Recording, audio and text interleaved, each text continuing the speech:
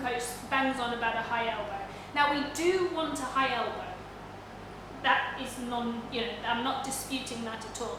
What I'm disputing is how we get the high elbow. So I'm just going to show you this. So if I'm flat in the water, now our human brains associate us with swimming flat in the water. Don't get that we're rotating. So if I'm flat in the water, got this arm here, and I'm now going to take this arm out of the water's sitting there, I have no choice but to do this, right? Because otherwise I'm not going to clear the water in my brain. So that's why I've then got to take my elbow back here, and I now need to create this high elbow that everyone bangs on about, but I'm flat, so now I've got to create it. And I'm not going to do it again because it really hurts my shoulders.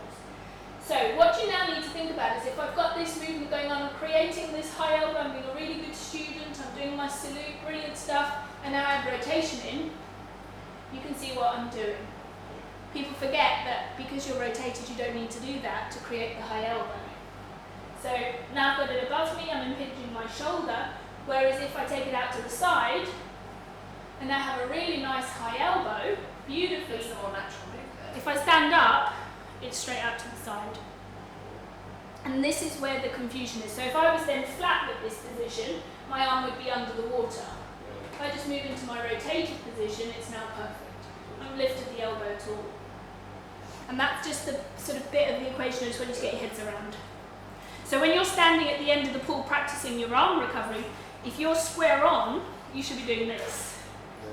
Yeah? And that's why I'm getting you all the time to mimic the rotation with that lunge position so that you can do it correctly and it's in the right plane.